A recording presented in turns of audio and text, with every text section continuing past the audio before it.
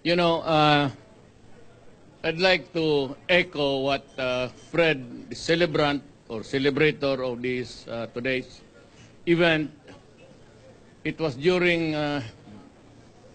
on his birthday. It was 2015. Ganito yung nangyari. But first, I will address myself to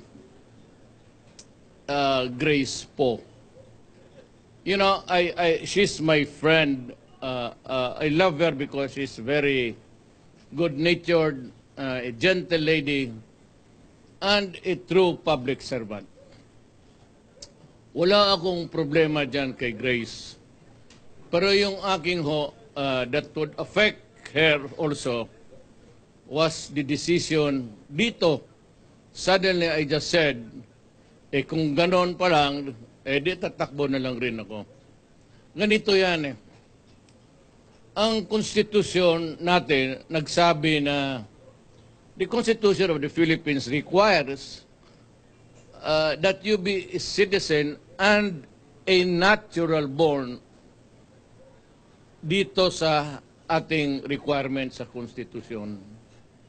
Ang natural born, sabi ng mga professors namin, ilang semester yan, that the only way to be a natural born is really to go out of your mother's womb.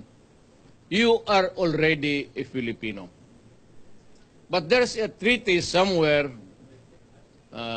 na kawawa naman, and I agree with the treaty, that a person cannot be stateless. It would really be a pity to know of a human being na wala siyang citizenship. And that's why the treaty mandates every member of the United Nations, recognizing the treaty kung signatory ka doon, that foundlings o yung walang alam na nanay o tatay are considered citizens of the country where they are found. Tama yan. I agree with it on all fours. The problem is yung interpretation of how your citizenship was acquired. A treaty overruling a very poignant and strict requirement that you must be a citizen paglabas mo sa mundong ito. Kasi kung wala kang known father or mother, you are a foundling, and then you cannot really say with certainty now that you are a natural-born citizen. Yun lang po, I disagreed with the Supreme Court. But I like Grace po to be president someday if the requirement remains to be the same. But I think we will amend the Constitution and make that exception. Na yung foundling are already qualified. Kasi ang pinaulit-ulit yan sa amin, kailangan lumabas ka ng katawan ng nanay mo, siya Pilipino, ikaw Pilipino.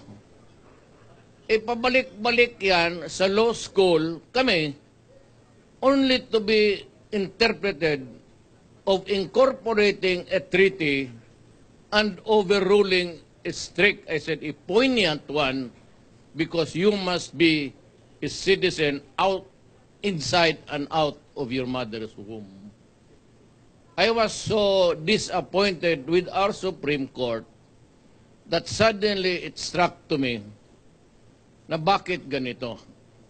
So kung ganon, it was during, we were discussing the case, kakabalabas lang ng decision. And yun, lawyers tend to argue if there's no need for it. Sabi ko, kung ganito itong style ng... I really disagreed with the ruling. And I still disagree with it now.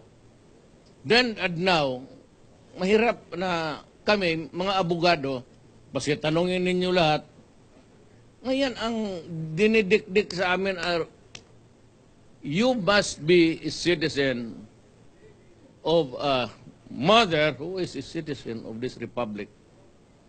Yun lang. So I decided, well, I was called to talk.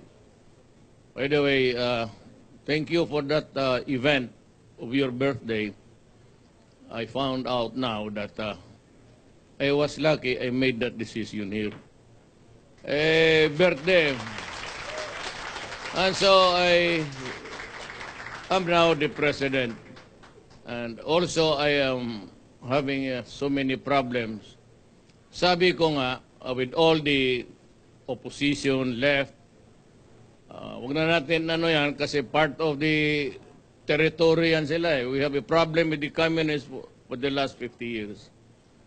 So I said that, do you want to fight another 50 years? Wala man akong problema. Nang hinayang ako sa buhay ng Pilipino. But I have discontinued the peace talks. Ayaw ko na. And if we have to go to war, we go to war. It's a matter of really asking for something which I cannot give. Because pinag-aralan ko yung mga workshop papers and the official proceedings doon sa Netherlands nila ng panel natin, Secretary Doresa, Secretary Bello, and the rest. It would sum up something like a coalition government. Sabi ko, pag ganito, I cannot give what I do not own. Because that is sovereignty. And the law requires a constitution that if you want to hold the sovereignty of a nation, you must be elected by the people. You take care of the sovereignty, independence, the integrity of this republic, fine.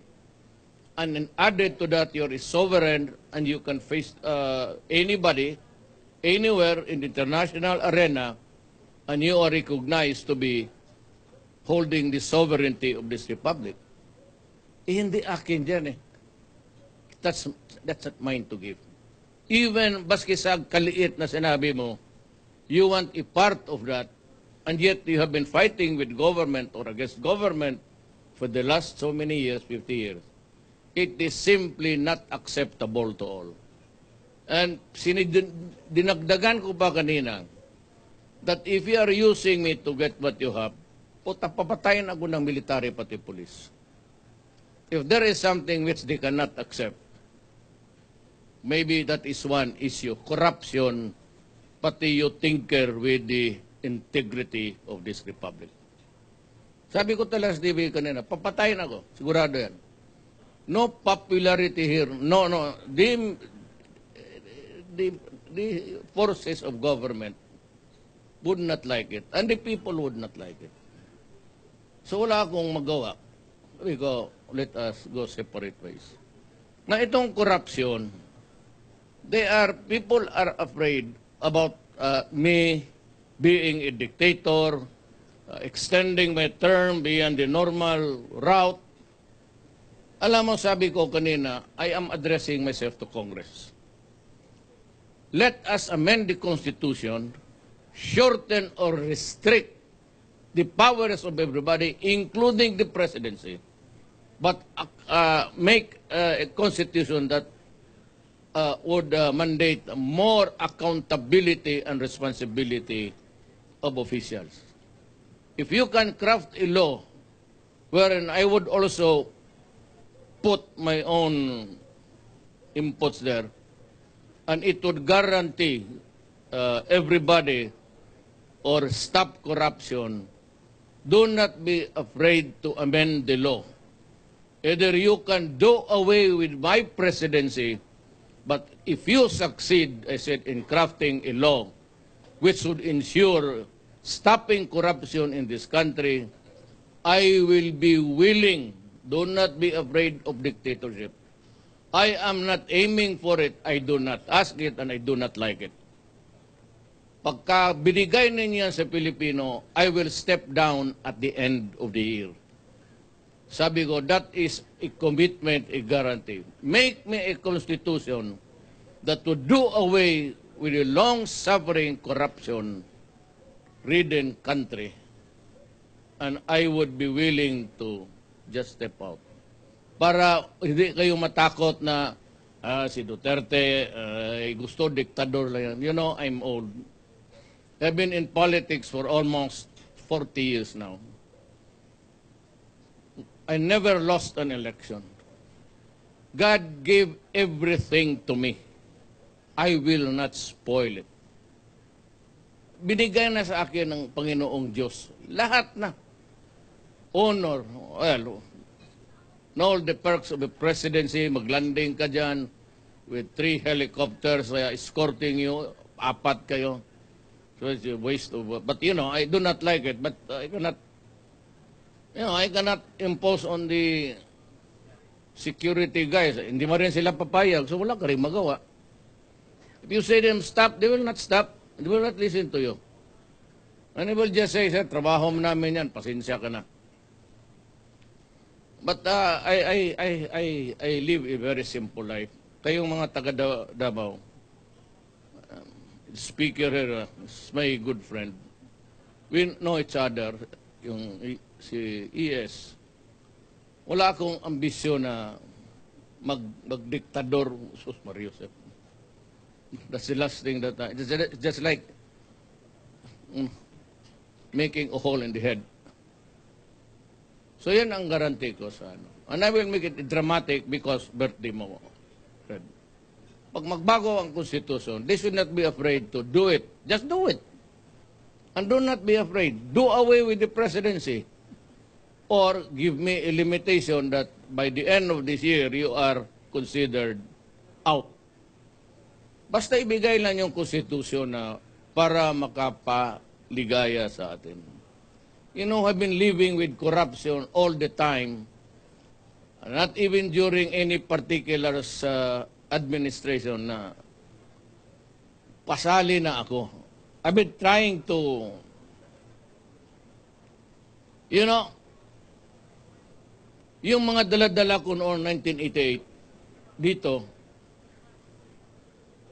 yun ang karamihan na sinipa ko.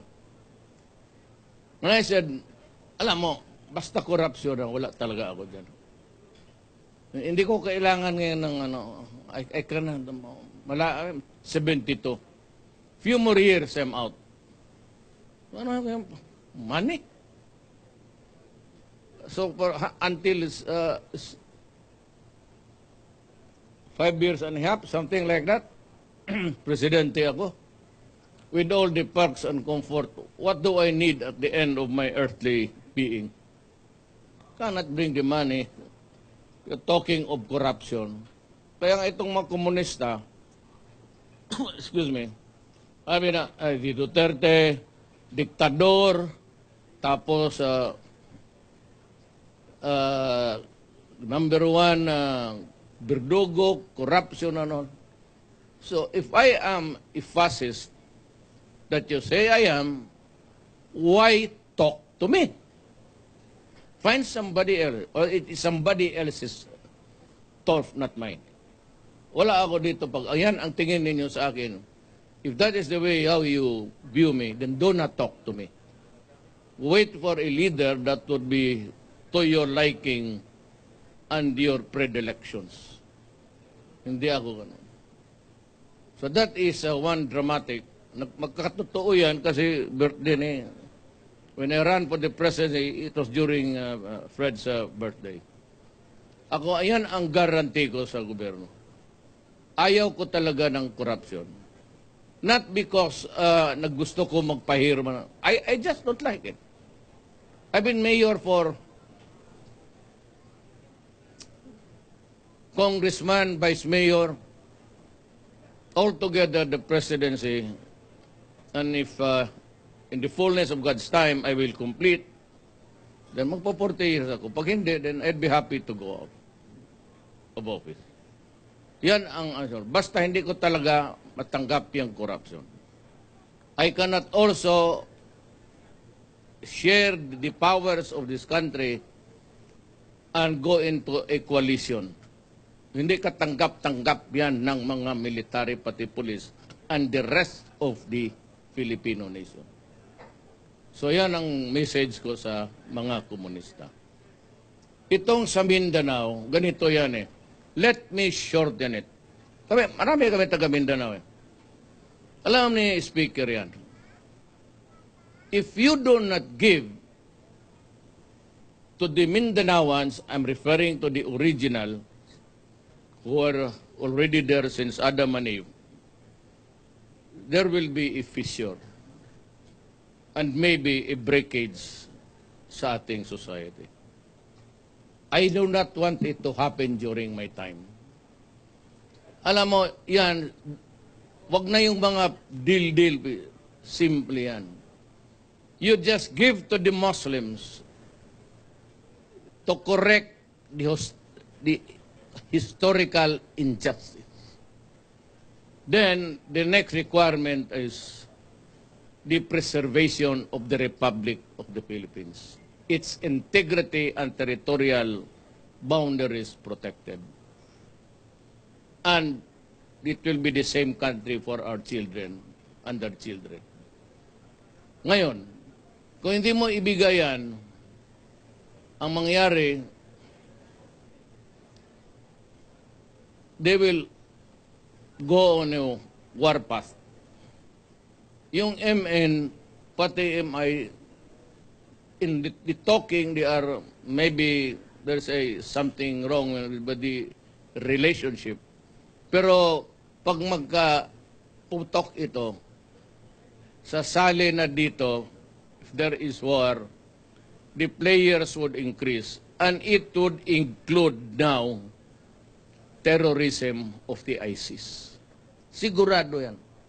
I'm from Mindanao. Makakita sila ng butas eh. And they know that they will thrive now because it is a popular notion of everybody that war would make you bend on your knees.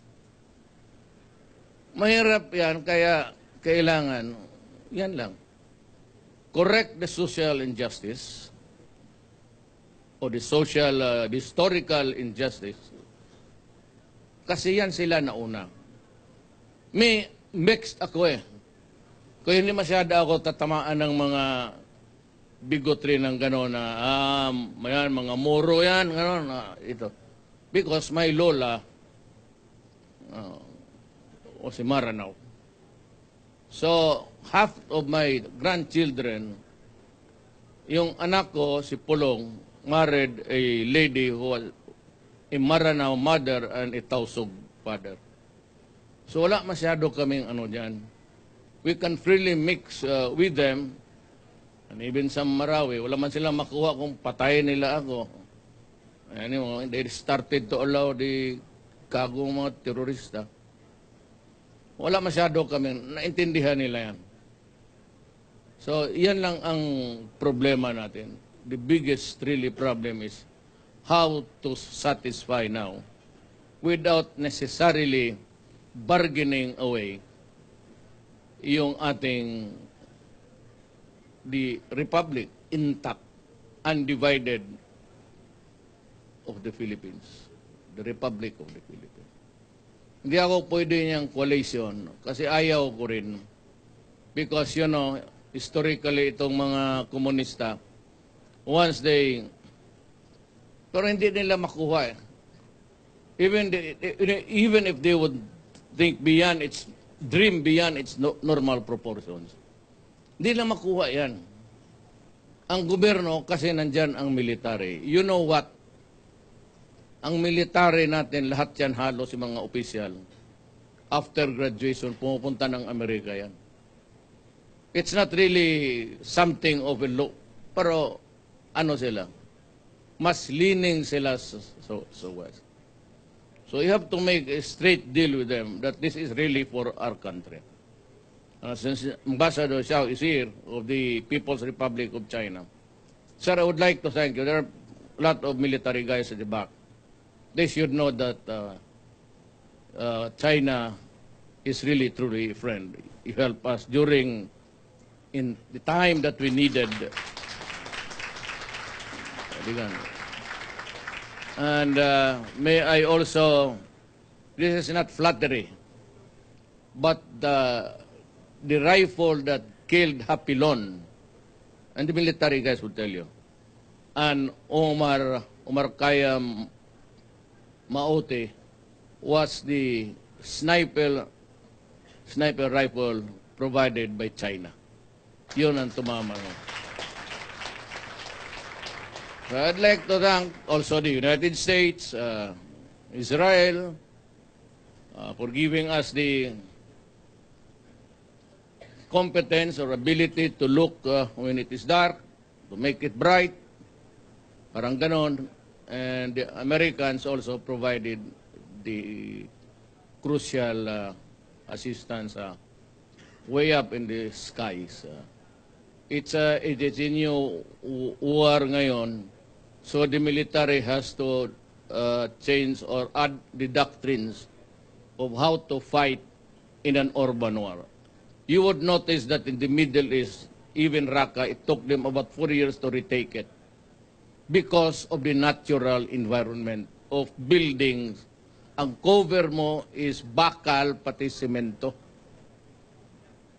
And mind you, we also lost a lot sa sniper. And mabutit na lang we were able to finish it in less than. So during the ASEAN summit, I was privileged to be congratulated by almost everybody about the success of putting an end to the war in Marawi. I said, maybe, but to me, nobody won that. We lost a lot of Filipinos, both Moro and Christians alike. What I would like to convey to the Moro people is that we are brothers and sisters, and kami I do not even know how to, in case of a conflict, a social interruption, saan ako pupunta? Do I go back to my ancestry or my Christian sons and daughters? Ako, wala. Ang akin is I just believe in God. Period. Wala na akong ibang kinakilala. Only one God. Wala na yung mga Santo Tomas, San Pedro, Santo Rodrigo, wala na yan. Santo Alfredo, no more of that. I just believe in one God. Di ka maniwala niyang San Pedro na yan, magdala ng manok sa langit. Tangin. Ulamin. No, there are things which my religion does not fit with my senses.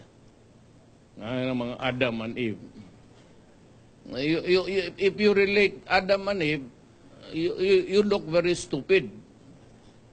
Here is God creating Earth, planet Earth. And I said, it's beautiful. Since there was nobody there, He created the man. And sabi niya, well, a man should have a partner. Naturally, a woman. Ilagay niya dyan.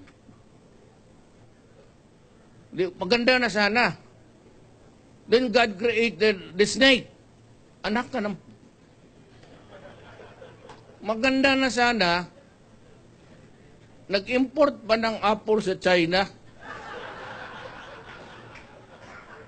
Nilagay sa bunganga ng ahas. Tapos ito namang si Satanas, itong putang inan to, inutusan yung ahas dalhin doon kay Eve. So kay Eve naman, kinain niya, pinakain niya si Adam. Then back to zero. So ano bang klase yan? You know, if you are God, you are perfect. Then there ought not to be imperfections. Your creation must be good. Bakit mo salihan ng ahas? O diba, bigay mo yan sa China, lutuin yan bukas. Mahusay sa Hong Kong, marami yung ahas.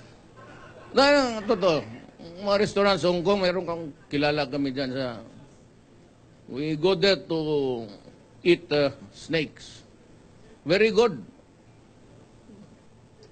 Because you will look for an apple.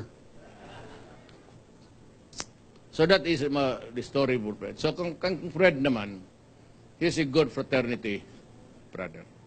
He takes care of the problems of the brother. He keeps the brotherhood intact. Now, sometime, minsan, I appointed my fraternity brothers sa mga, sabi ko, if there is something which I cannot really compromise, not even with me. Kaya sabi ko sa mga negosyante, if my son or daughter or my mga siblings, my sisters and brothers, if they go to you or pretending to be relatives and they ask something, my suggestion is consider it a declined request. Kasi pag malaman ko, magsama pa ang loob ko, mag-away pa tayo, then I do not want to go into something like that. Sinabi ko na sa inyo, wag. Wag is wag. Bigay na nilang ninyo sa iba. Total, di ba, all these years, they have survived. So kung marami kasing magbulong, kapatid pala, tapos yan, magkiusap, gano'n. Pagdating sa akin dito, decline talaga. May magsabi na, ito legal to lahat. Does not really matter. It is not illegal or legal, does not matter. Do not enter into such kind of, accommodation because I do not like it. And for the life of me, until now, nandito man kayo lahat, I have yet to make a call to you. Sinabi ko sa public, never had any conversation hanggang ngayon because I do not know their numbers and I do not want to call them about the business transaction. I want them na respetuhin nila ang ko, na walang korupsyon. Pag walang korupsyon, okay tayong lahat. But yung mga kasama ko, taga Davao pa yung iba, yun yung masakit na road pumunta. Tumakbo ka na kasi ang ating bayan na ano ganyan yung lumos sa Tagalog? Yung Tagalog na ito. Yung nalulunod na. Sabi ko, ayaw ko. Sige na, ikaw lang ang makaano. So ngayon, ang corruption sa gobyerno matindi. And I cannot simply fire all the people that I suspect that who are into it. Due process, lahat na. And the hostile media. Wala yan sa akin. But to make it really something more to our satisfaction, I will ask Congress to craft a law, do away with my office, it's fine, patapos submit it to the people for a plebiscite. Once it is accepted by the people, at the end of the year, I will step down as president of this country. Para wala silang masabi, gusto mo lang para magdiktador ka. No such thing. I will be happy just traveling China because the food is great there. There is no trouble. You go to the Middle East, they will just mow you down with a truck. Parang mga, you do not do that.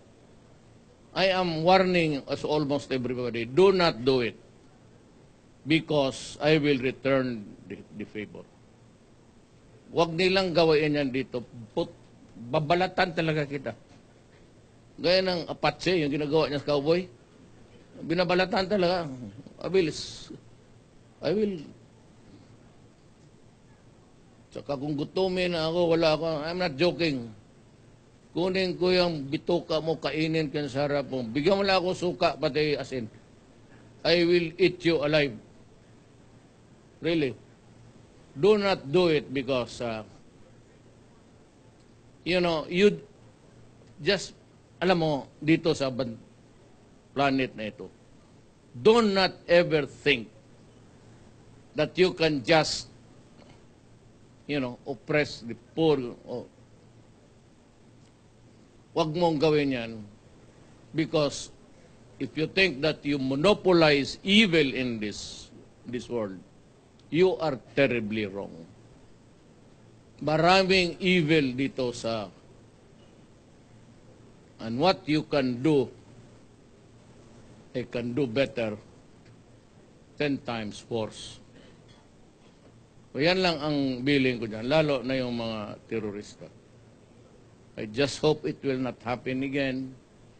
You've done it in Davao several times, but there's always a time